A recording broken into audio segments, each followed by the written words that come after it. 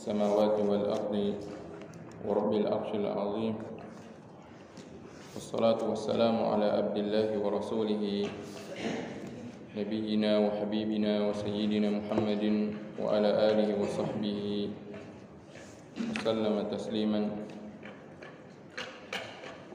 يقول الله تبارك وتعالى: يا أيها الذين آمنوا اتقوا الله حق تقاته ولا تموتن إلا وأنتم مسلمون. أما بعد، فإن خير الكلام كلام الله وخير الهدي هدي محمد صلى الله عليه وسلم وشر الأمور محدثاتها وكل محدثة بدعة وكل بدعة ضلالة.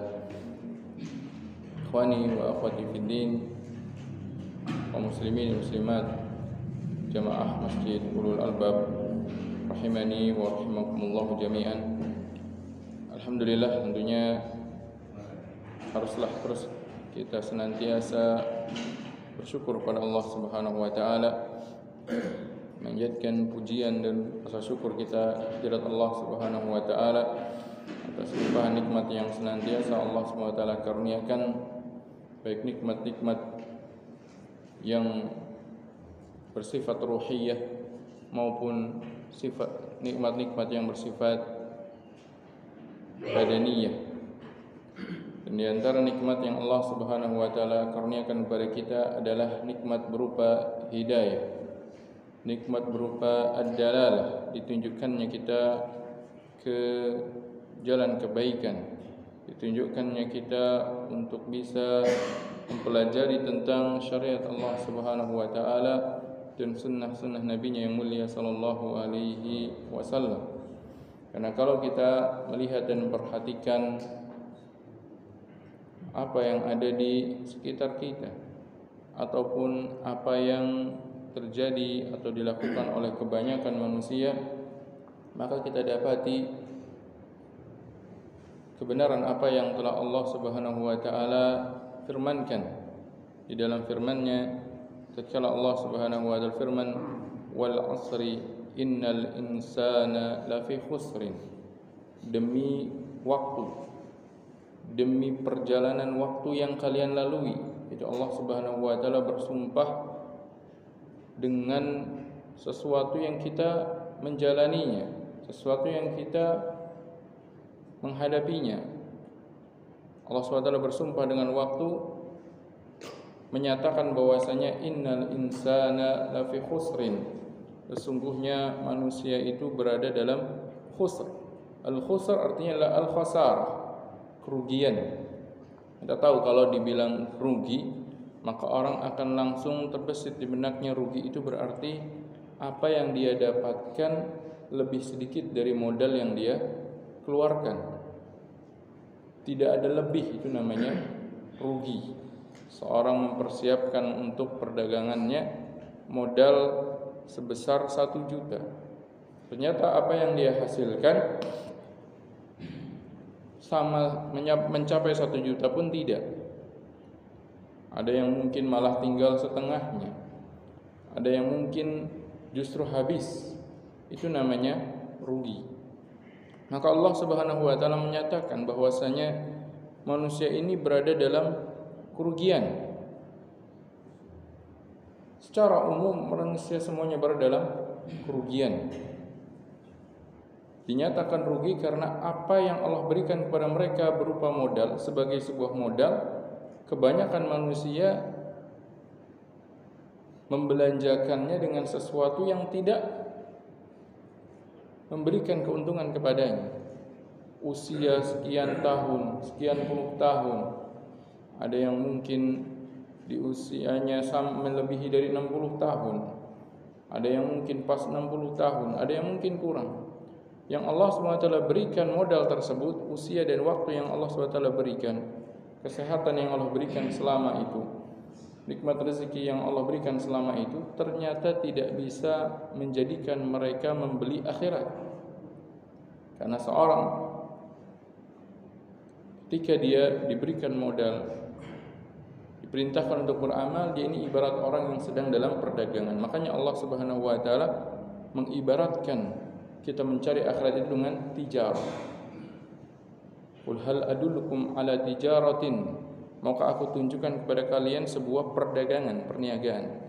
Berdagang apa di sini? Berdagang yang modalnya adalah nikmat-nikmat yang Allah berikan kepada kita, usia kita. Itu modal kita. Apa yang kita beli, apa yang kita belanjakan dengan modal tersebut, yaitu surga, yaitu nikmat di akhirat, nikmat yang abadi dan kekal. Yang namanya orang merugi berarti dia tidak bisa membelanjakan modal tersebut untuk meraih keuntungan tersebut. Maka Allah SWT menyatakan innal insana lafi khusrin. Kebanyakan manusia berada dalam khasarah, kerugian mereka. Nikmat usia yang Allah berikan, nikmat sehat yang Allah berikan, nikmat harta yang Allah berikan, nikmat kenyamanan dalam kehidupan yang Allah berikan ternyata tidak bisa menghasilkan kebahagiaan di akhirat. Itu namanya orang yang merugi. Namun Allah Subhanahu wa taala pun mengabarkan bahwasanya di antara manusia ada orang-orang yang bisa selamat dari kerugian tersebut. Illal ladzina amanu wa amilus shalihat wa tawasaw bil haqq wa tawasaw bis sabr. Yang selamat dari kerugian, yang modal yang Allah berikan bisa dia belanjakan untuk mendapat keuntungan, ternyata adalah orang-orang yang memiliki 4 sifat ini. Sifat yang pertama adalah beriman, illal ladzina amanu, orang-orang yang beriman. Yang kedua wa amilus shalihat, sifat yang kedua selain mereka beriman, maka mereka pun beramal saleh. Karena yang namanya iman itu bukan hanya sekedar penuturan di lisan, bukan hanya sekedar keyakinan dan percaya terhadap sesuatu yang Allah perintahkan untuk diimani, bukan. Iman menuntut seorang untuk beramal. Makanya sifat yang kedua adalah beramal saleh, wa amilus shalihat. Dan sering Allah SWT menyandingkan penyebutan beriman dengan beramal saleh. Makanya para ulama mendefinisikan iman itu adalah i'tiqadun bil janan, wa qaulun bil lisan, wa amalun bil jawarih wal arkan. Yang namanya iman tidaklah seorang dinyatakan beriman kecuali dia meyakini dan membenarkan dengan hatinya tentang apa yang Allah perintahkan kepadanya untuk diimani. Kemudian dia ucapkan dengan lisan, yaitu masuknya dia dalam keislaman, dalam keimanan ini diucapkan dimulai dengan lisan yang pembukanya adalah kalimat syahadat. Makanya ketika seorang dia masuk ke dalam Islam dari agama yang sebelumnya dia bukan seorang muslim, maka dia diperintahkan untuk bersyahadat. Sebagaimana Nabi SAW menyatakan, umirtu an uqatilan nasa hatta yashhadu an la ilaha illallah. Aku diperintahkan untuk memerangi manusia sampai mereka menyatakan aku bersaksi bahwasanya tidak ilah kecuali Allah, wa anna Muhammad Rasulullah, dan bahwasanya Muhammad SAW adalah utusan Allah. Maka iman juga harus dibuktikan dengan qaulun bil lisan, dengan ucapan. Adapun seorang hanya meyakini hatinya beriman saja, mengimani saya percaya bahwasanya Allah lah pencipta segalanya, saya percaya bahwasanya Allah hanya satu-satunya yang berhak untuk disembah, tapi tidak mau dia melafalkan kalimat syahadat, maka dia belum dinyatakan beriman kata para ulama. Dan yang ketiga, iman itu diwujudkan dengan amalun bil arkan, amal perbuatan. Maka seorang yang beriman dia harus mau untuk mengerjakan perintah-perintah Allah, berupa perintah-perintah yang Allah wajibkan maupun perintah-perintah yang Allah sunnahkan. Dimulai dari salat, yang dimana salat itu adalah amalan yang akan pertama kali dihisab dari seorang hamba, dan seterusnya sampai bahkan iman yang terendah sekalipun yang Nabi SAW kabarkan tentang cabang-cabang keimanan. Wa adnah imatatul adza anit thariq, dan serendah-rendahnya adalah menyingkirkan gangguan dari jalan, itu adalah bentuk keimanan. Maka seorang yang menyatakan dirinya beriman, dia harus mau untuk menjalankan perintah-perintah tersebut dan anjuran-anjuran tersebut. Maka sifat yang pertama dan kedua yang dimiliki orang-orang yang selamat dari kerugian adalah beriman dan beramal saleh. Sifat yang ketiga adalah watawasau bil haq.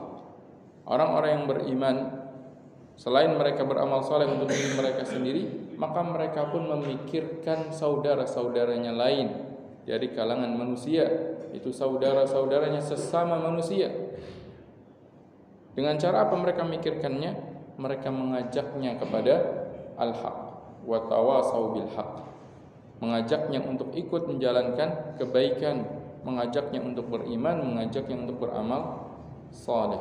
Wa tawasau bil haqq. Dan sifat yang keempat, wa tawasau bis sabr. Dan mereka pun saling mengingatkan, saling mewasiati tentang harus adanya kesabaran. Harus adanya kesabaran dalam hal apa? Sabar di dalam beriman, sabar di dalam beramal saleh, dan sabar di dalam mendakwahkan sesama manusia kepada kebenaran. Maka ikhwani wa akhwati fid din, azani Allah wa iyyakum, melihat bahwasanya sifat-sifat tersebut adalah sifat-sifat orang-orang yang selamat dari kerugian, maka sebagai seorang mukmin, maka di antara karakter seorang mukmin adalah salah satunya dia haruslah memiliki sifat at-tawasau bil haqq, saling mewasiati di dalam kebenaran, saling mengajak pada kebenaran. Oleh karena itu, di dalam kitab Riyadhus Shalihin pada pertemuan pagi hari ini kita akan membahas bab yang dibawakan oleh Imam An-Nawawi dengan judul Babun fid dalalati 'alal khairi wad du'ai ila huda aw dhalalah. Bab tentang anjuran menunjukkan kepada kebaikan dan mengajak kepada hidayah, serta ancaman bagi orang yang dia menunjukkan kepada kesesatan atau bahkan mengajak orang lain kepada kesesatan. Dikarenakan sifat seorang mukmin adalah mengajak kebenaran, sedangkan sifatnya orang-orang yang ingkar kepada Allah Subhanahu wa taala, mereka tidak senang kalau sendiri dalam kesesatan, sehingga mereka pun akan ikut mengajak orang lain kepada kesesatan. Maka dalam bab ini Al-Imam An-Nawawi rahimahullah ingin mengabarkan kepada kita tentang pentingnya memiliki sifat ini, yaitu bersemangat untuk terus mengajak orang lain kepada kebenaran, serta mewanti-wanti kita dari mengajak atau menunjukkan orang kepada keburukan. Maka Imam An-Nawawi rahimahullah di dalam bab ini membawakan beberapa firman Allah Subhanahu wa taala. Di antaranya dalam surat An-Nahl, Allah Subhanahu wa taala firman dalam surat An-Nahl ayat 125, Allah Subhanahu wa taala firman, "Ud'u ila sabili rabbika bil hikmati wal mau'izatil hasanah wajadilhum billati hiya ahsan." Ajaklah manusia kepada jalan Rabbmu dengan cara yang hikmah, wal mau'izatil hasanah, dan dengan memberikan mau'izah hasanah. Memberikan mau'izah yaitu peringatan yang baik. Wajadilhum billati hiya ahsan, dan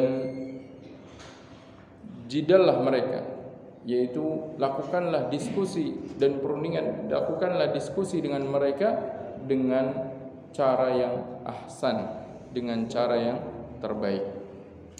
Di dalam ayat ini Allah Subhanahu wa taala memerintahkan kepada nabinya yang mulia sallallahu alaihi wasallam, ud'u, dakwahkanlah, ajaklah. Ini menunjukkan bahwasanya mengajak orang lain kepada kebenaran adalah perintah Allah Subhanahu wa taala. Bahkan para ulama mengatakan di dalam kaidah usuliyah bahwasanya lafaz perintah pada asalnya itu dihukumi sebagai sesuatu yang wajib. Al-amru mutlaq yaqtadi al-wujub, kata para ulama. Perintah itu menunjukkan hal yang wajib. Berarti di sini kita bisa mengambil sebuah hukum, sebuah kesimpulan bahwasanya ad-dakwah, berdakwah kepada kebenaran, hukumnya adalah wajib. Hukumnya adalah wajib. Maka seorang tidak boleh mengabaikan hal ini, karena ini merupakan perintah Allah Subhanahu wa taala yang Allah SWT tegaskan dengan lafaz perintah. Ud'u, ajaklah. Maka berarti hukumnya adalah wajib. Bahkan Allah Subhanahu wa taala menyatakan dalam ayat yang lain, wal taqum minkum ummatun yad'una ilal khairi wa ya'muruna bil ma'rufi wa yanhauna 'anil munkar.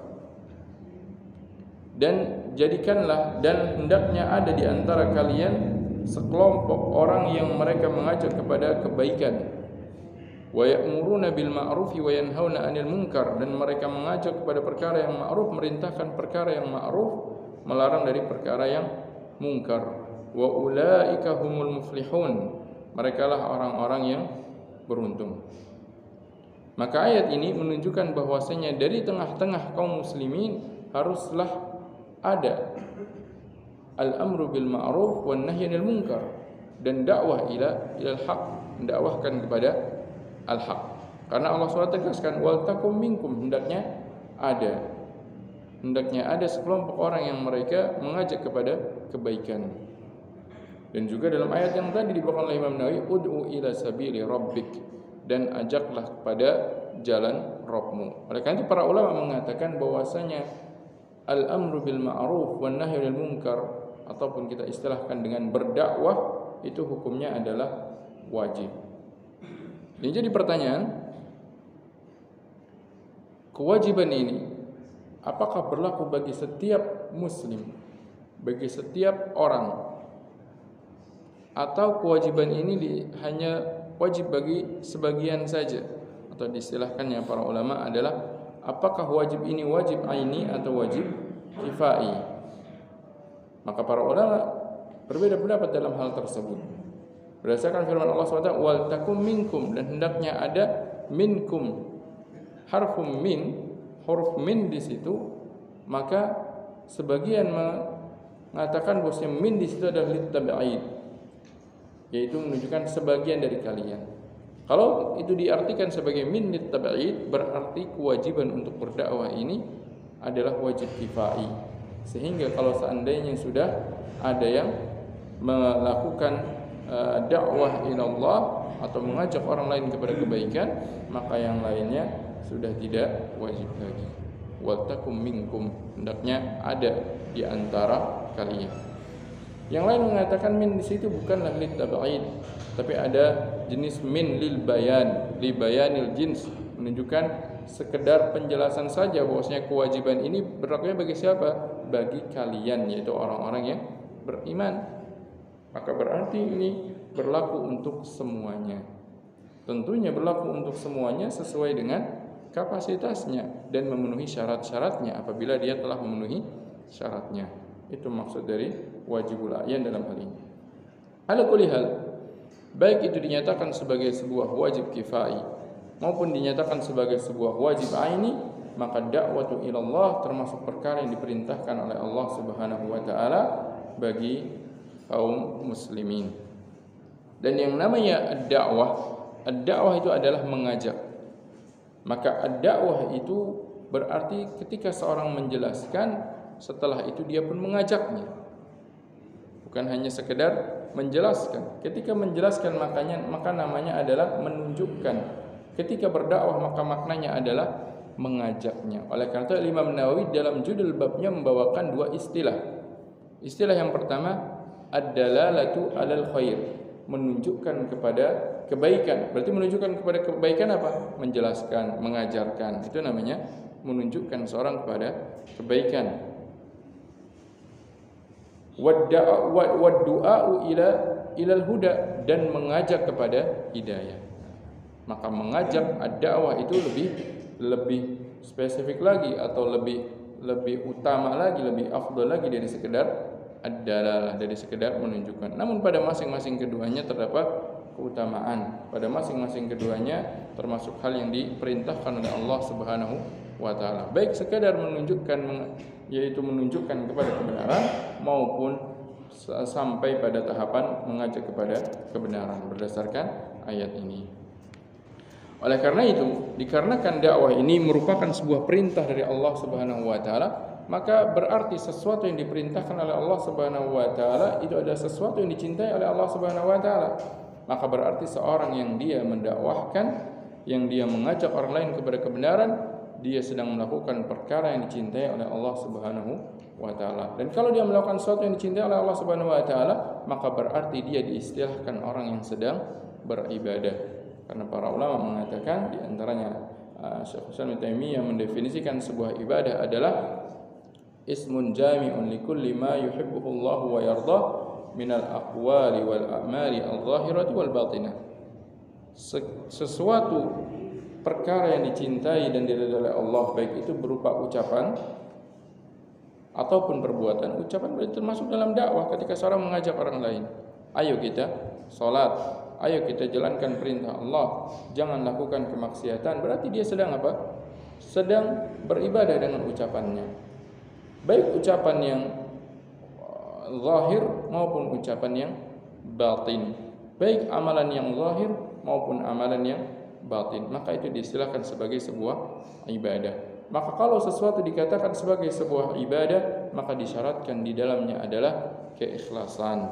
Oleh karena itu, di dalam mengajak orang lain kepada kebenaran, kepada kebaikan, dan kepada al-haq, maka syaratnya yang pertama adalah ikhlas karena Allah Subhanahu wa ta'ala. Makanya Allah SWT sebutkan dalam ayat ini, ud'u ila sabili rabbik.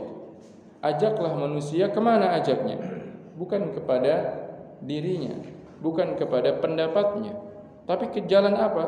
Ke jalan Allah Subhanahu wa ta'ala. Maka seorang yang mengajak itu bukan mengajak karena kepentingan pribadi, bukan mengajak kepada kepentingan orang per orang atau kepada golongan. Namun orang yang dikatakan dia mengajak kebenaran adalah ketika orang dia ikhlas di dalam mengajak orang lain kepada jalan Allah Subhanahu wa ta'ala. Karena Allah Subhanahu wa ta'ala tegaskan, ud'u ila sabili rabbik. Ajaklah kepada jalan Rabbmu. Oleh karena itu, dikarenakan Allah Subhanahu wa ta'ala merintahkan kita mengajaknya ke jalan Allah Subhanahu wa ta'ala, maka di dalam berdakwah pun ada syarat-syaratnya yang dijelaskan oleh para ulama. Diambil dari ayat tersebut, maka di antara syaratnya yang dijelaskan oleh para ulama, yang pertama adalah al-ilmu. Yang pertama adalah berilmu. Berilmu tentang apa? Berilmu tentang sesuatu yang akan dia dakwahkan, sesuatu yang akan diajak manusia kepada hal tersebut.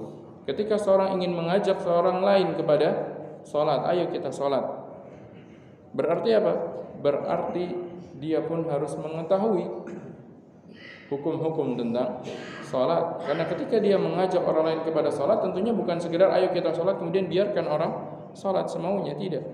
Tapi mengajak orang sholat adalah menjelaskan kepada dia tentang bagaimana tata caranya dia sholat, apa yang harus dia lakukan di dalam sholatnya, apa saja syarat-syaratnya sholat, apa saja rukun-rukunnya sholat, apa saja perkara-perkara yang bisa membatalkan sholat, sehingga apa yang diajarkan kepada manusia benar-benar perkara yang ma'ruf, perkara yang ma'ruf. Makanya kata para ulama, di antara syarat dakwatu ilallah yang pertama adalah an yakuna aliman bima yad'u ilaihi. Seorang yang mengajak, seorang yang menunjukkan orang lain kepada kebenaran tersebut haruslah menjadi orang yang memiliki ilmu tentang sesuatu yang dia dakwahkan, tentang sesuatu yang dia ajak manusia kepada hal tersebut. Karena Allah SWT sendiri melarang kita untuk berbicara tentang sesuatu yang kita tidak memiliki ilmu tentangnya, apalagi itu di dalam hal agama Allah Subhanahu wa taala. Allah Subhanahu wa taala firman, qul innama harrama rabbiyal fawahisha ma dhahara minha wa ma batana wal isma wal baghya bighairil haqqi wa an taqulu wa an tusyriku billahi ma lam yunzil bihi alaikum sultana wa an taqulu 'alallahi ma la ta'lamun. Katakanlah, sesungguhnya diharamkan kepadaku perbuatan fahisyah, perbuatan-perbuatan keji, baik perbuatan keji yang tampak maupun perbuatan-perbuatan keji yang tidak tampak, dosa yang ditampakkan yang kelihatan manusia maupun dosa yang tidak dilihat oleh manusia yang dilakukan sembunyi-sembunyi. Wa an tusyriku billahi ma lam yunzil bihi sultana, dan juga melarang kepadaku untuk berbuat syirik kepada Allah dengan sesuatu yang Allah SWT menurunkan bukti tentang benarnya perbuatan tersebut. Wa an taqulu 'alallahi ma la ta'lamun, dan Allah SWT mengharamkan kepada kalian an taqulu 'alallahi ma la ta'lamun, berbicara tentang Allah itu berbicara tentang agama Allah, tentang hukum-hukum Allah, berbicara tentang bahwasanya inilah yang Allah perintahkan, inilah yang Allah larang, ma la ta'lamun, melarang kalian berbicara tentang agama Allah sesuatu yang kalian tidak mengetahuinya. Maka ayat tersebut menjelaskan bahwasanya seorang tidak boleh berbicara di dalam urusan agama Allah tentang urusan halal, haram, wajib, mustahab, mubah, makruh, haram kecuali dengan adanya ilmu. Ketika dia berbicara tanpa adanya ilmu, tanpa adanya landasan dalam hal tersebut, tanpa adanya ilmu yang dia ketahui dalil-dalilnya dari Al-Quran maupun Sunnah Nabi yang mulia sallallahu alaihi wasallam, maka berarti dia justru malah menjadi orang yang berdosa. Kenapa? Karena dia melanggar larangan Allah SWT dalam ayat tersebut, di mana Allah mengharamkan, qul innama harrama rabbiya, katakanlah sesungguhnya Rabbku mengharamkan. Jadi hukumnya adalah haram berbicara tanpa ilmu. Makanya para ulama mengatakan di antara syarat ad-da'watu ilallah, syarat mengajak kepada kebaikan, mengajak kepada hidayah adalah al-ilmu. Itu yang pertama syaratnya. Apakah ilmu tersebut disyaratkan harus orang yang menguasai semua permasalahan syariat? Jawabannya tidak. Karena Rasulullah SAW sendiri merintahkan kita, balighu anni walau ayah, sampaikan dariku meskipun satu ayat. Berarti apa? Kalaupun seandainya seorang itu hanya alim, mengetahui dalam bab salat saja, maka tidak mengapa dia mengajak orang lain kepada salat. Adapun misalkan dia belum menguasai tentang puasa, maka tidak boleh dia berbicara tentang puasa sampai dia mengetahui dan mempelajarinya. Karena Allah SWT juga melarang, wala taqfu ma laysa laka bihi ilm. Janganlah engkau mengikuti sesuatu yang tidak ada ilmu tentangnya. Karena itu kata para ulama, yang pertama syarat di dalam berdakwah, syarat di dalam mengajarkan atau mengajak manusia kepada kebenaran adalah al-ilmu, an yakuna aliman bima yad'u ilaih. Hal ini pun diambil dari firman Allah Subhanahu wa taala, ud'u ila sabili rabbik, ajaklah manusia kepada jalan Rabbmu. Berarti kalau ingin mengajak kepada jalan Allah harus tahu dong mana jalan Allah Subhanahu wa taala, mana syariat Allah Subhanahu wa taala. Jangan sampai sudah ditanya jalan sama orang lain nunjukkannya malah jalan yang salah, kan jadi tersesat malah. Maka syarat yang pertama dijelaskan para ulama adalah al-ilmu. Yang kedua syaratnya, maka Allah Subhanahu wa taala tegaskan, ud'u ila sabili rabbika bil hikmah, dengan hikmah. Itu maksudnya apa? Dijelaskan para ulama, maka di antara syarat berdakwah adalah an yakuna hakiman. Seorang itu memiliki hikmah di dalam dakwahnya. Bagaimana hikmah di dalam dakwahnya? Hikmah di dalam dakwah tersebut dengan cara menempatkan sesuatu pada tempatnya. Dia tahu di mana dia harus menyampaikan. Dia tahu mana yang harus dia sampaikan. Dia tahu memilih kepada siapa dia harus menyampaikan dengan cara yang sesuai dengan orang yang dia sampaikan hal tersebut kepadanya. Itu namanya hikmah. An yunazzil asya manazilaha wa an yadhal asya fi mawadhi'iha, yaitu dia meletakkan sesuatu sesuai dengan tempatnya, memberikan sesuatu sesuai porsinya. Itu namanya al-hikmah. Maka mengajarkan seorang yang dia memiliki semangat untuk kebaikan tentunya memiliki cara yang berbeda dengan ketika mengajarkan orang yang dia berpaling dari kebaikan. Orang yang mengajar kebaikan contohnya misalkan bisa lebih diberikan targhib. Orang yang dia berpaling maka bisa dengan lebih kepada tarhib, memberikan peringatan. Dan seterusnya dengan cara hikmah yang semua itu tentunya bisa dipelajari dan bisa diketahui dengan cara apa? Dengan cara terlebih dahulu mengetahui keadaan mad'u, keadaan orang yang akan didakwahi. Oleh karena itu tatkala Rasulullah sallallahu alaihi wasallam mengutus para sahabatnya untuk berdakwah, di antaranya Mu'adz bin Jabal radhiyallahu taala anhu, maka Nabi sallallahu alaihi wasallam mengatakan kepada Mu'adz, innaka ta'ti qauman ahla kitab. Sesungguhnya yang akan engkau datangi ini di Yaman, ketika itu Rasul mengutus Mu'adz ke Yaman, adalah ahlu kitab. Berarti apa kalau ahlu kitab? Berarti mereka sudah punya pengetahuan sebelumnya tentang syariat yang Allah SWT turunkan kepada para nabi-nabi terdahulu. Berarti apa? Mu'adz harus persiapkan bagaimana cara mendakwahkan mereka. Memulai dengan apa yang bisa mereka terima. Innaka ta'ti qauman ahla kitab. Maka Nabi SAW memberikan tautiah, memberikan penjelasan, memberikan ilmu kepada Mu'adz tentang siapa yang akan dia dakwahkan supaya Mu'adz bisa memilih cara yang tepat di dalam mendakwahkan ahlu kitab. Karena ketika seorang datang, kemudian dia tidak tahu siapa yang akan dia ajak, siapa yang akan dia dakwahi, tentunya dia tidak bisa memilih tentang cara mana yang tepat yang harus dia ambil di dalam mendakwahkannya. Makanya Nabi SAW beliau memberikan persiapan kepada Mu'adz bin Jabal. Dari situ para ulama mengambil sebuah istinbat hukum, yaitu bahwasanya di antara syaratnya berdakwah adalah seorang dia pun harus memiliki al-hikmah di dalam berdakwah, dan al-hikmah dalam berdakwah didapat dengan cara di antaranya dia mengetahui terlebih dahulu kondisi orang yang dia dakwahkan, yang akan dia ajak, supaya dia bisa memilih. Karena orang itu berbeda-beda. Ketika diajak ada orang yang memang dia orang yang mukbilun ilal haq, punya keinginan untuk mengenal kebaikan, maka orang yang seperti itu diajak dengan cara yang baik, lembut, dijelaskan mana jalan-jalan kebaikan.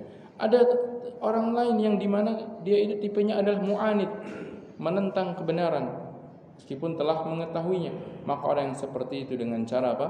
Dengan cara dimujadalah. Makanya Allah SWT tegaskan tadi, bil hikmati wal mau'izati wajadilhum billati hiya ahsan. Dan jadilah mereka diskusi dengan cara yang baik. Ada tipe orang yang dia perlu didakwahkan. Kenapa? Karena ternyata dia itu salah dalam memahami apa yang dianggap benar. Maka yang seperti itu pun dijelaskan dengan cara yang hikmah. Maka tipe-tipe orang itu berbeda-beda.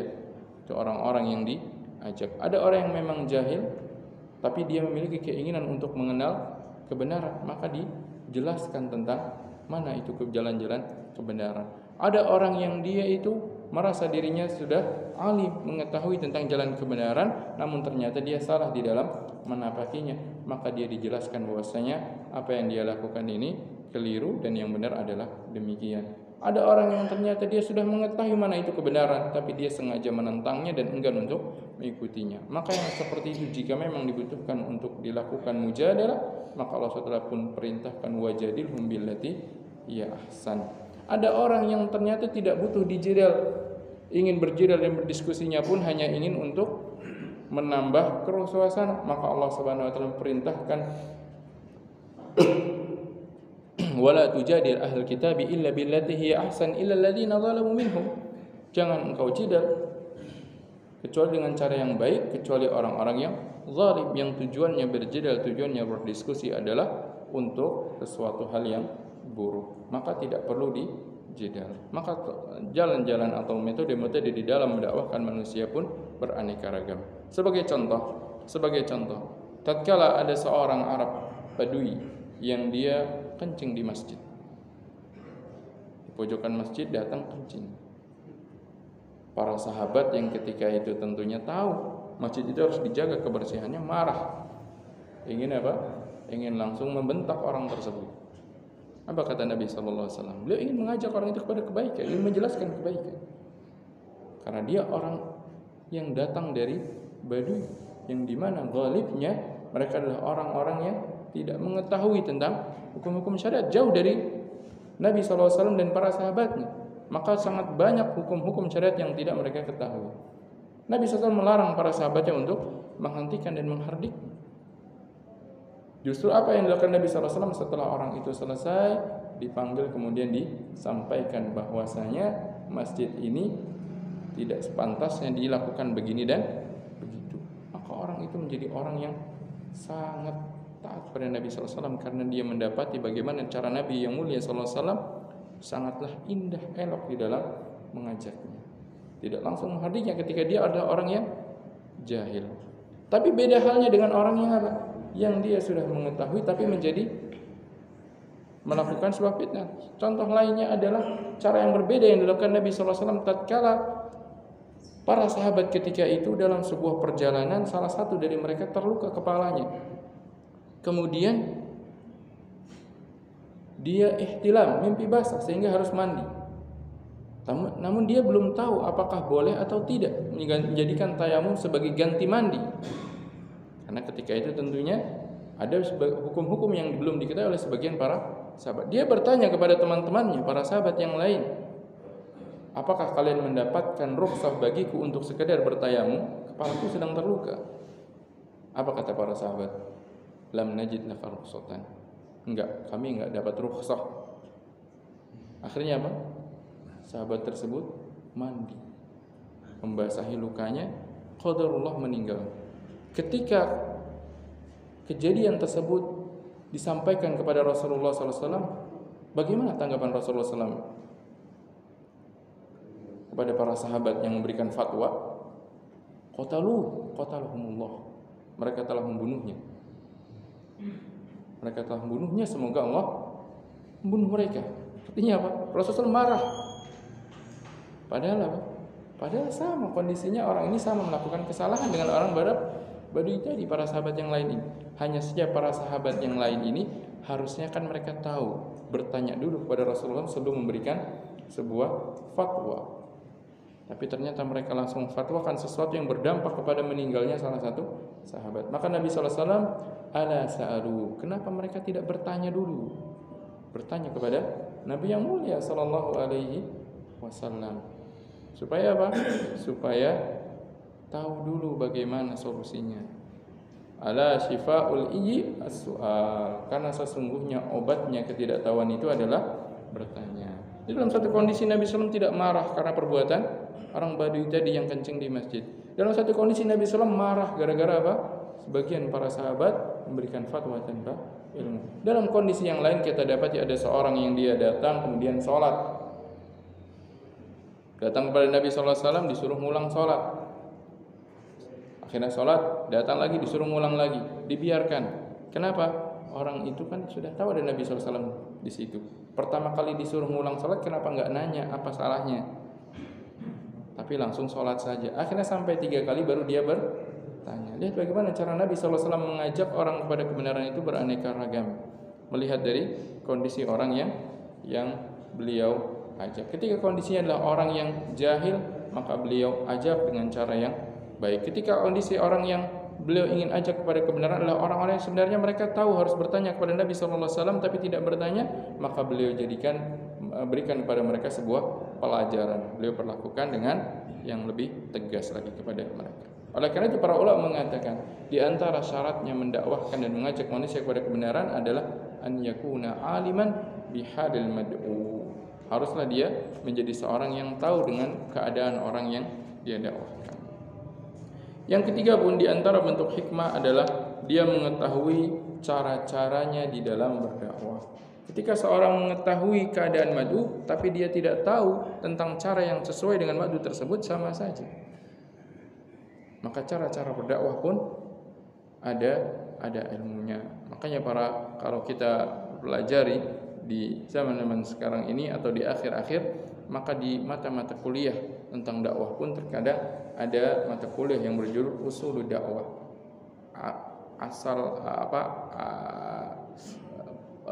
Usul itu artinya adalah pondasi-pondasi di dalam berdakwah, landasan-landasan di dalam berdakwah. Dijelaskan tentang cara-caranya, kapan dia harus memprioritaskan ini, kapan dia harus memprioritaskan itu, dan mana yang tepat. Dan semua itu tentunya butuh ilmu di dalam mengamalkannya. Maka di dalam berdakwah pun Allah Subhanahu wa taala menegaskan tentang cara-caranya.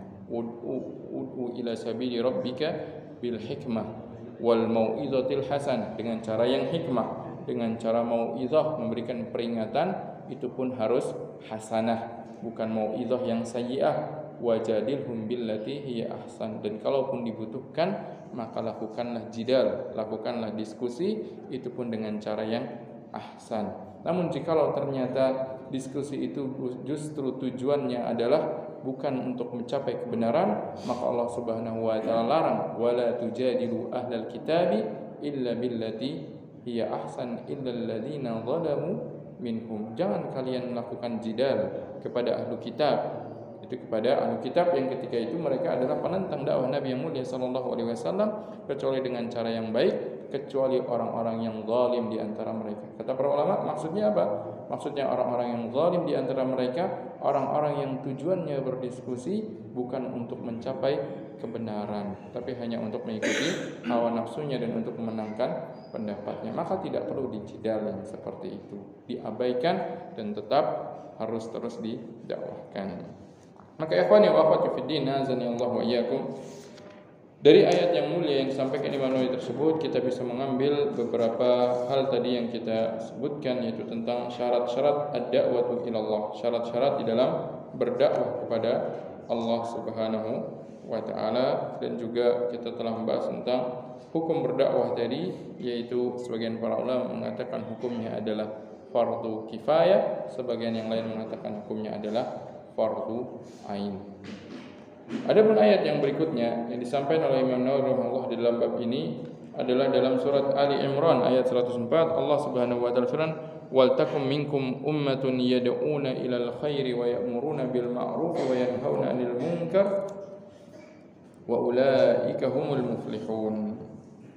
Itu ayat yang tadi kita singgung tentang perintah Allah Subhanahu wa taala agar dari umat ini ada orang-orang yang mereka mengajak kepada kebaikan. Kebaikan yang dimaksud baik itu kebaikan dunia maupun kebaikan akhirat. Wa ya'muruna bil ma'ruf wa yanhauna 'anil munkar, dan juga mereka mengajak kepada perkara yang ma'ruf dan kepada perkara yang al-munkar. Kalau berbicara tentang dakwah, maka sangat erat kaitannya dengan amar ma'ruf nahi munkar. Karena amar ma'ruf nahi munkar tidak lain tidak bukan itu adalah bagian dari dakwah. Amar ma'ruf nahi munkar artinya adalah memerintahkan orang untuk melakukan perkara yang ma'ruf, wan nahi munkar yaitu melarang orang dari melakukan sesuatu yang mungkar. Maka apa itu ma'ruf, apa itu munkar? Yang dikatakan, yang dimaksud dengan al-ma'ruf didefinisikan oleh para ulama sesuatu yang disetujui atau yang ma'ruf dikenal oleh syariat sebagai sesuatu yang baik dan ditetapkan oleh syariat, itu namanya ma'ruf.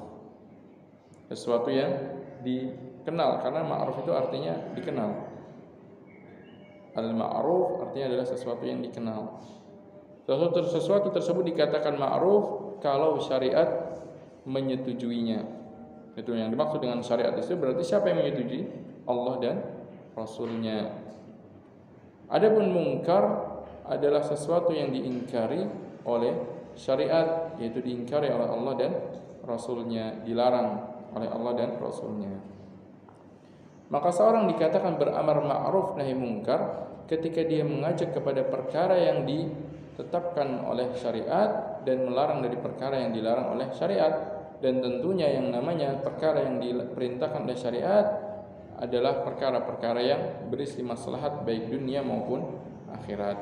Dan terkait dengan al-amru bil ma'ruf wa nahyi 'anil munkar, para ulama pun menjelaskan ada syarat-syarat dan dhawabitnya.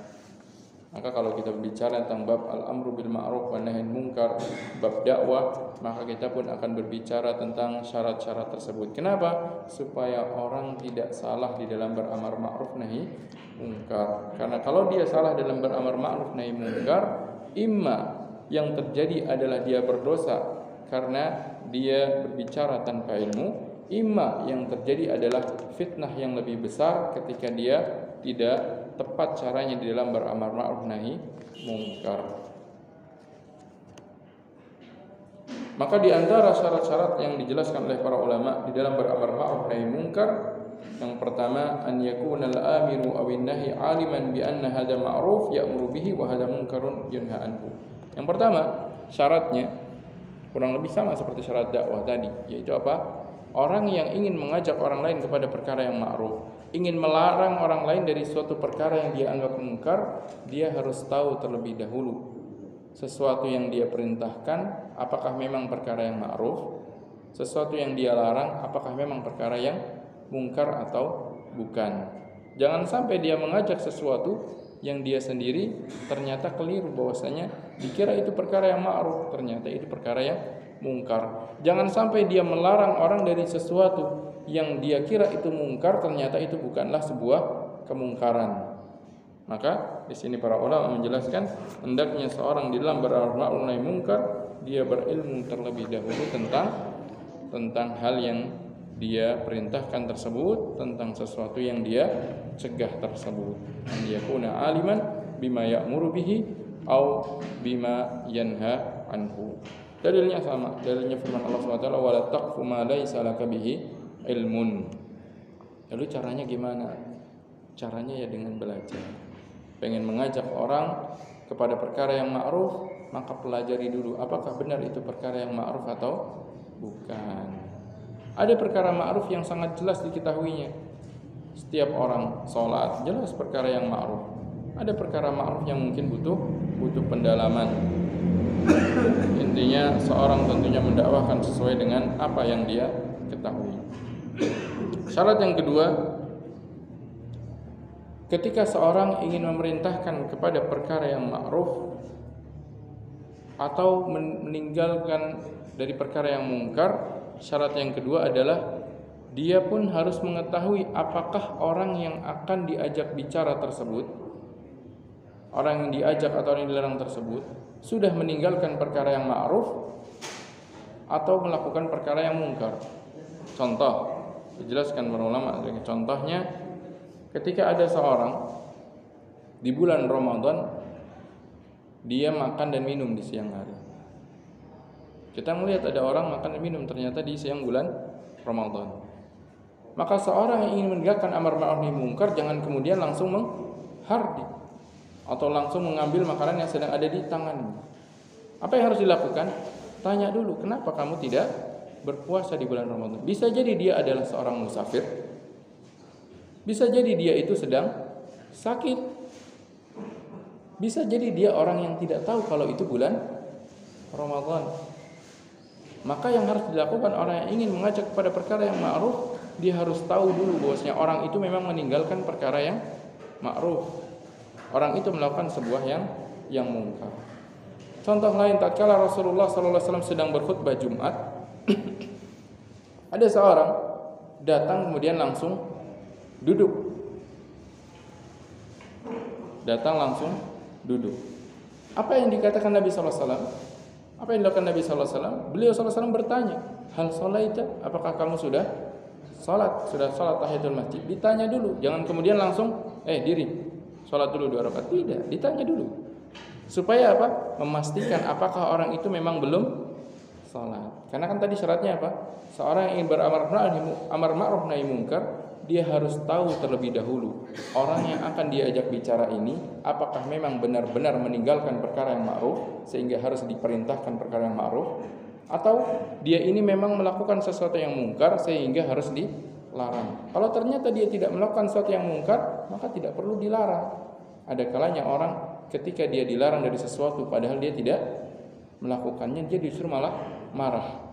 Makanya di antara caranya adalah harus dipastikan terlebih dahulu, diketahui terlebih dahulu apakah memang sesuatu yang dilakukan itu perkara yang mungkar atau bukan. Itu pertama. Kemudian setelah diketahui memang itu perkara yang mungkar, apakah dia memang melakukannya atau tidak.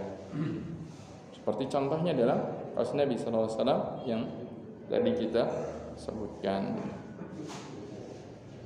Maka syarat yang kedua adalah mengetahui bahwasanya kemungkaran itu memang dilakukan, bahwasanya hal yang ma'ruf itu memang ditinggalkan. Ada orang yang mungkin sekedar melihat kemudian langsung menghukumi dan memberikan sebuah justice. Maka yang seperti itu tidaklah tepat dan tidaklah bijak di dalam beramar ma'ruf nahi munkar. Dia harus pastikan terlebih dahulu apakah memang orang yang dia lihat tersebut melakukan kemungkaran.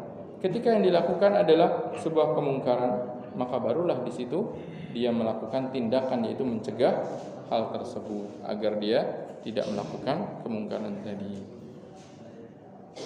Maka yang seperti ini pun perlu dipahami di dalam menegakkan amar ma'ruf nahi munkar. Makanya tatkala Rasulullah SAW pernah berjalan malam bersama istrinya, ada dua orang sahabat yang kemudian melihat langsung berjalan cepat, tidak bertanya. Nabi SAW menegur mereka.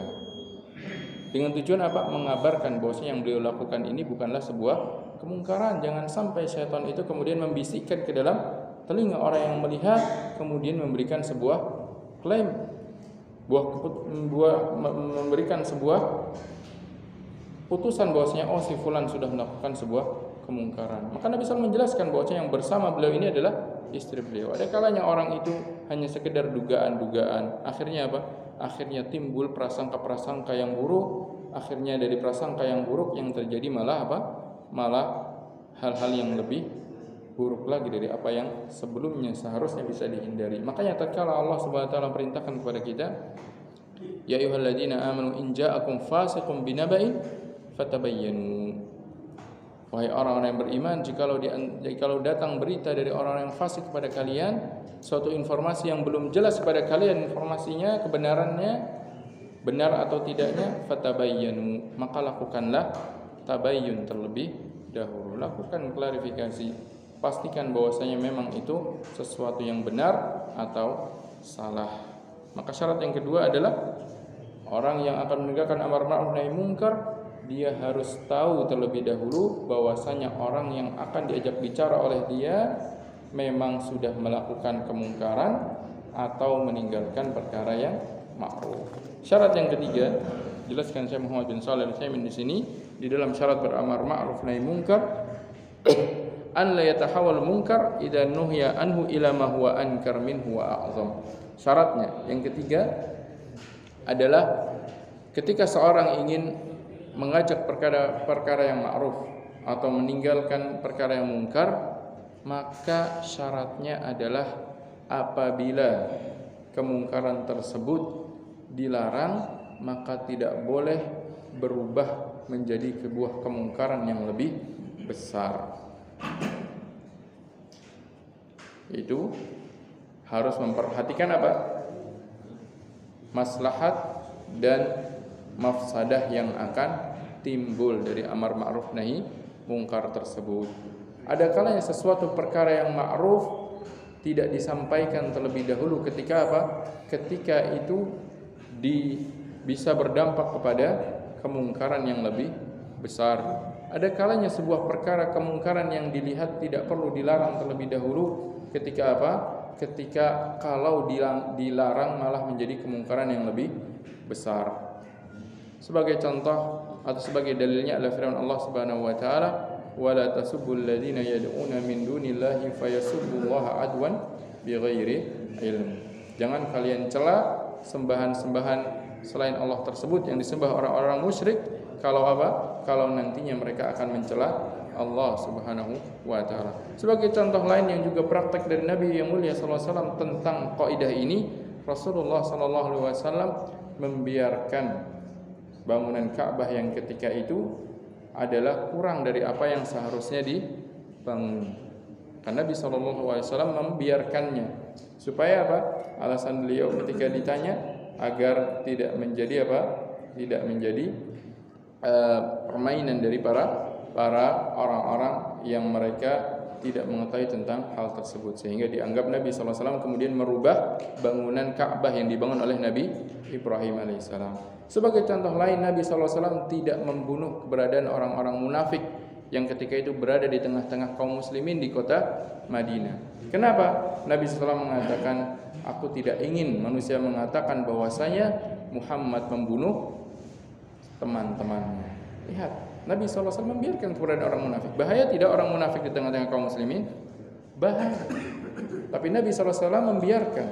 Kenapa? Karena kalau kemudian dibunuh dan diberikan hukuman, orang yang tidak mengetahui tentang permasalahan yang sebenarnya, mereka akan mengatakan bahwasanya Nabi Muhammad SAW dengan begitu mudahnya membunuh para sahabatnya.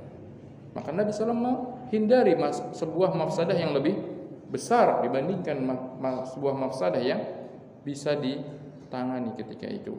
Oleh karena itu para ulama mengatakan di antara syarat di dalam beramar ma'ruf nahi munkar, maka seorang yang ingin melarang dari sebuah kemungkaran atau mengajak kepada perkara yang ma'ruf, dia pun harus menjadi orang yang faqih, tahu tentang dampak dari apa yang ditimbulkan dari amar ma'ruf dan nahi munkar yang akan dia lakukan. Jikalau seandainya dia melarang dari sebuah kemungkaran namun justru akan menimbulkan kemungkaran yang lebih besar, maka sebaiknya dia tinggalkan. Demikianlah kemudian para ulama menjelaskan hal tersebut. Contohnya disebutkan oleh Syekh Muhammad bin Shalih Al-Utsaimin rahimahullah di sini apa yang pernah dilakukan oleh Syekhul Islam Ibnu Taimiyah tatkala beliau ketika itu melewati tentara Tartar yang sedang Yang sedang melakukan minum-minum khamr. Apa yang dilakukan Ibnu Taimiyah? Beliau diam dan tidak melarang mereka. Kenapa? Karena beliau melihat kalau seandainya mereka dilarang dari minum khamr, maka justru mereka akan melakukan kemungkaran yang lain seperti apa? Melakukan perzinaan, dengan melakukan kezaliman, mengambil harta, merampas harta orang. Tapi kalau mereka minum khamr, mereka mabuk-mabukan dan mereka cukup dengan hal tersebut, maka kemudaratnya pun tidak akan berdampak kepada yang lainnya. Maka beliau melihat ketika itu bahwasanya ada sebuah kemungkaran yang apabila dilarang akan berdampak kepada kemungkaran yang lebih besar sehingga beliau biarkan. Maka demikian juga seorang yang dia ingin mengajak orang kepada perkara yang ma'ruf, melarang dari perkara yang mungkar, dia pun harus melihat kepada dampak yang akan ditimbulkan. Ikhwani wa akhwati fid din, azanillahu wa iyyakum.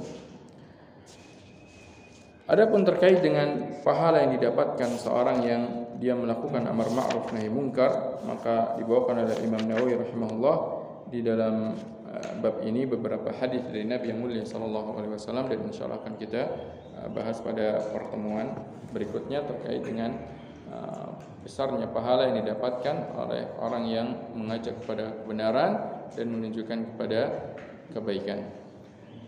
Kita cukupkan dulu pembahasan kita sampai di sini. Wassallallahu ala nabiyina Muhammadin wa alihi washabbihi wasallam. Silakan kalau ada pertanyaan. Silakan. Waalaikumsalam warahmatullahi wabarakatuh. Ketika tadi Ustaz menerangkan mengenai bab masalah amar ma'ruf nahi munkar, kita diwajibkan sebagai manusia untuk berdakwah. Dari tadi karena ada dua pemahaman apakah hukum wajib atau fardu ain. Nah, ketika kita melakukan dakwah, kadang-kadang dia terbentur ada satu, kalau yang berdakwah itu syarat-syaratnya kan harus punya ilmu, dua harus hasanah, ketiganya yang tadi saya terangkan itu.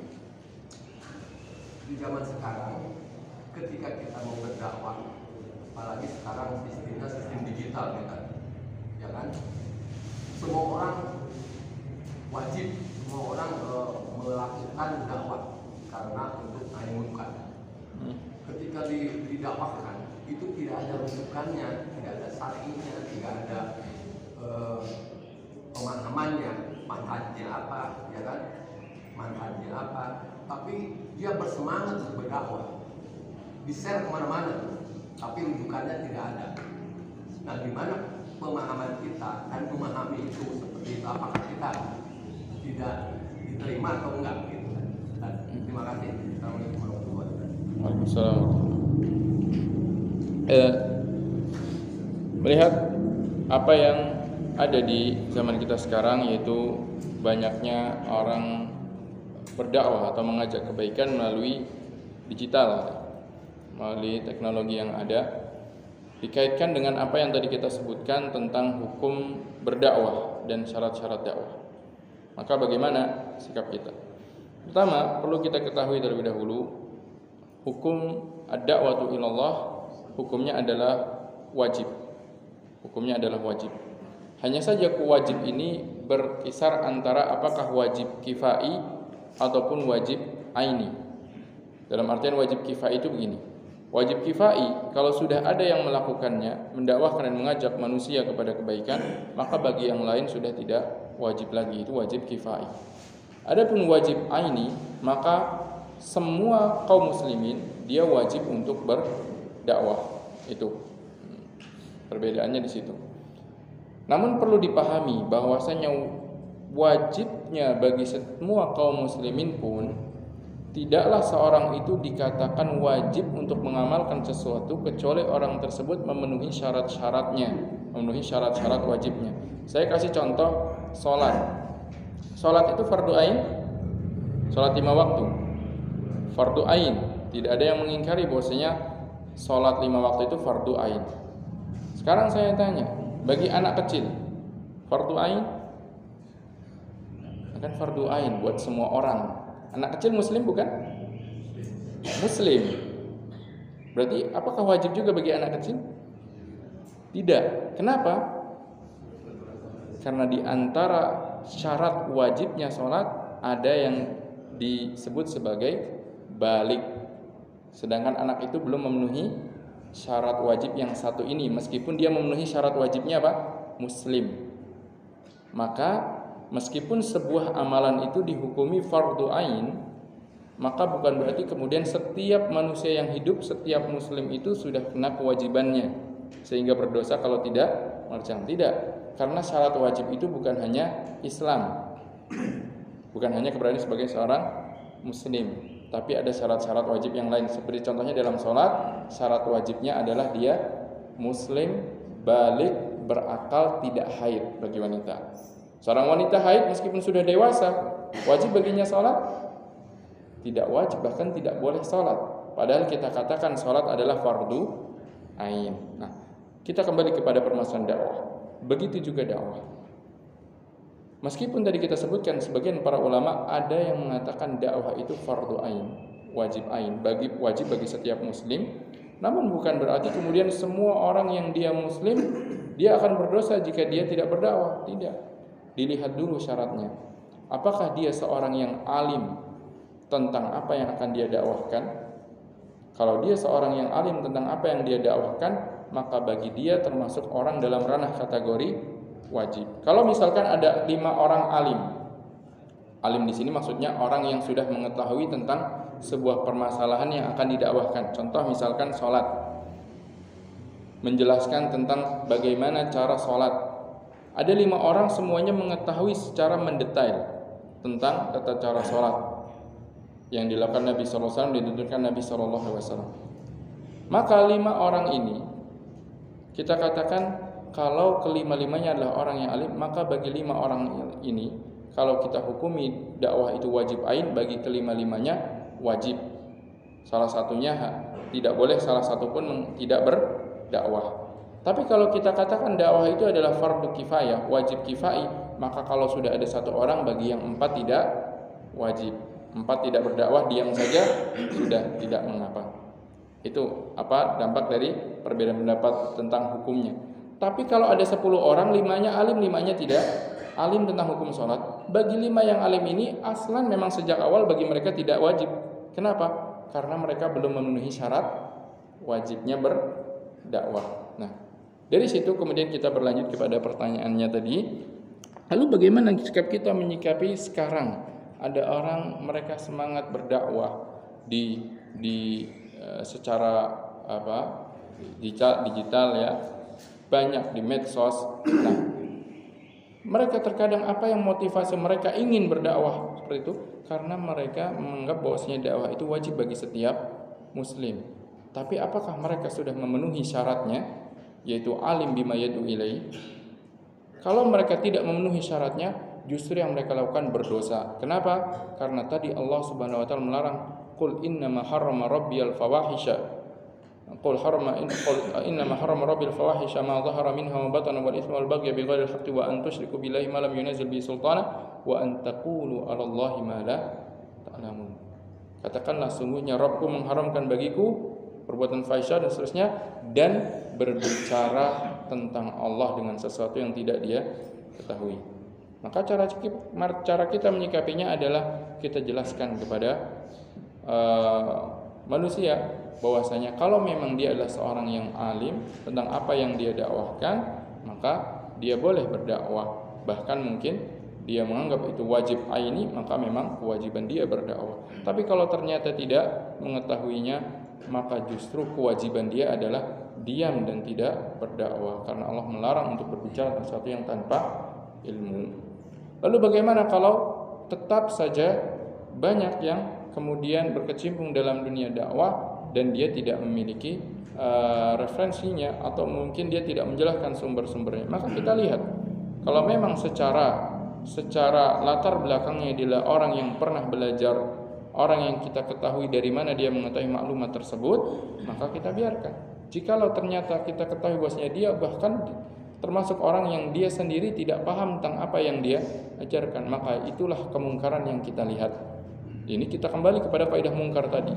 Maka kita harus memastikan dulu. Tadi kan di antara syarat ingin mengingkari kemungkaran, kita memastikan dulu, apakah benar yang dia lakukan kemungkaran? Apakah benar yang dia lakukan tanpa ilmu? Kalau ternyata yang dia lakukan adalah berdasarkan ilmu karena memang dia alim, ya kita biarkan, tidak perlu kita larang. Tapi kalau ternyata yang kita lihat ternyata dia bukanlah orang yang alim tentang apa yang dia ajarkan, disitulah kita telah memastikan bahwasanya ada sebuah kemungkaran yang juga dilakukan oleh seseorang. Maka jika kita mampu untuk mengingkarinya, kita ingkari hal tersebut. Jikalau memang tidak mampu, maka la yukallifullahu nafsan illa wus'aha.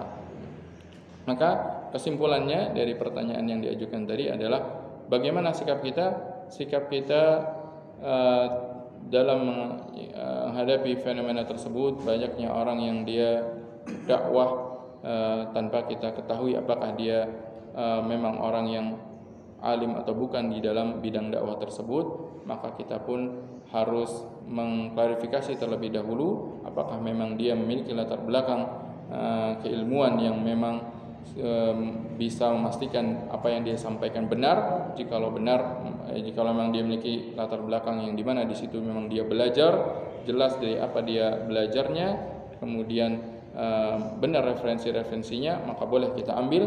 Jika tidak, maka tinggalkan. Sebagaimana kita memilih dokter atau memilih ingin berobat, kalau kita tahu yang kita datangi adalah memang seorang dokter, maka kita akan datang kepadanya. Tapi kalau ternyata yang kita datangi tidak jelas apakah itu dokter atau tidak, dia tidak diketahui apakah pernah sekolah di kedokteran atau tidak, maka tentunya kita tidak akan datang ke orang tersebut karena kita tidak tahu apakah dia memang memiliki keilmuan di bidangnya atau tidak. Demikian. Allah Ta'ala. Silakan. Ada yang lain.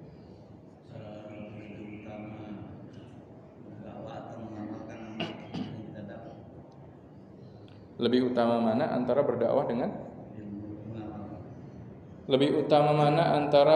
berdakwah dengan mengamalkan ilmu yang didapatkan? Kedua-duanya adalah hal yang wajib.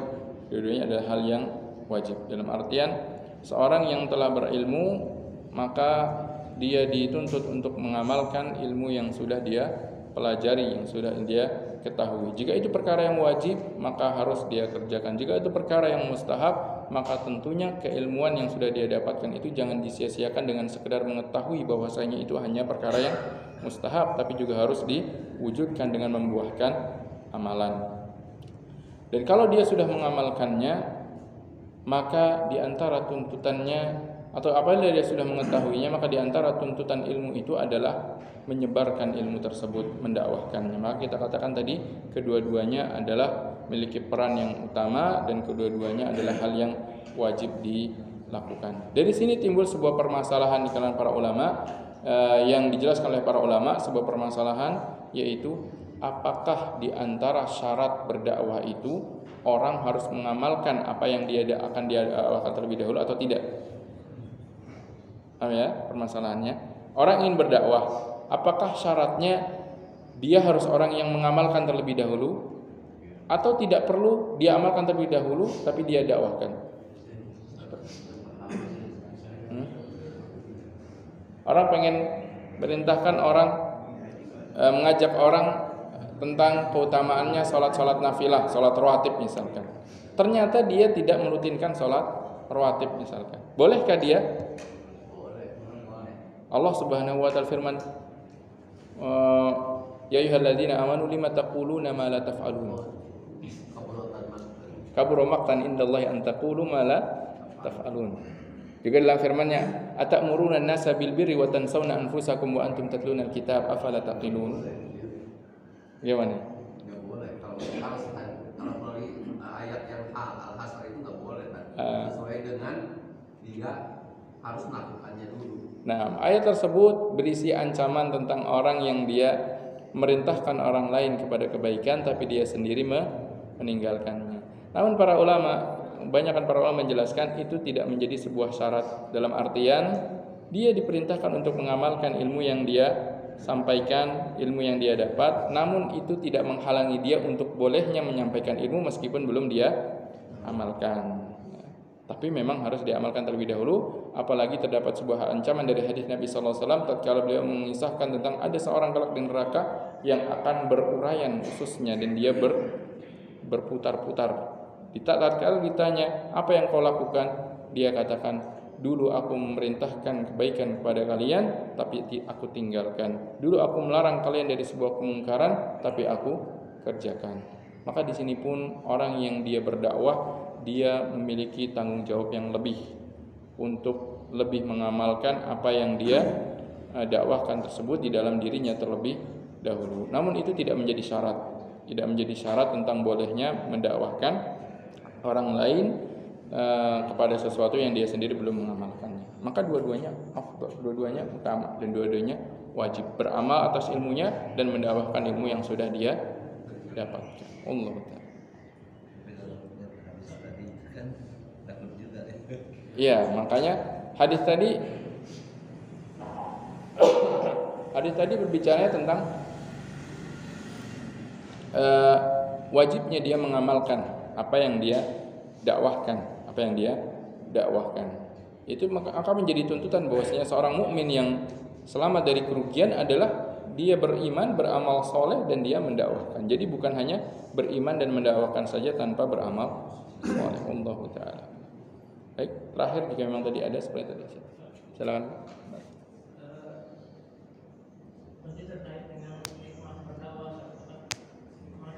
ya. Tahun 2017 itu kan Raja Salman Saudi datang ke Indonesia. Nah, di sela-sela kedatangan Raja Saudi itu ada menterinya yang mengumpulkan mengumpulkan jurnalis. Karena katanya dia mendengar gitu di Indonesia ini ada dai-dai yang sudah mengkamis dakwah.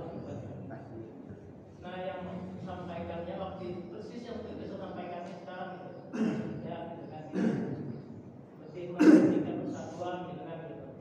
Jadi sesuatu yang ikhtilaf gitu kan jangan disampaikan gitu kan, sampaikan. Nah, tapi baru-baru ini kan ada dai dari Saudi itu di ceramah di Indonesia bahwa Al-Fatihah itu hanya untuk sholat, di luar sholat nggak boleh kecuali gimana? Itu bijak ya itu? Karena di Indonesia itu kan banyak orang baca Fatihah itu mau berdoa juga baca Fatihah gitu ya. Itu boleh tuh. Kira-kira bijak nggak, dan bagaimana status hukum itu sebenarnya? Baik. Pertanyaannya terkait dengan apa yang terjadi dalam waktu dekat. Ada dai yang menyampaikan atau mengingkari istilahnya apa yang beliau dapati ketika itu langsung diingkari di tempat itu juga. Pertanyaannya apakah itu termasuk bijak atau tidak?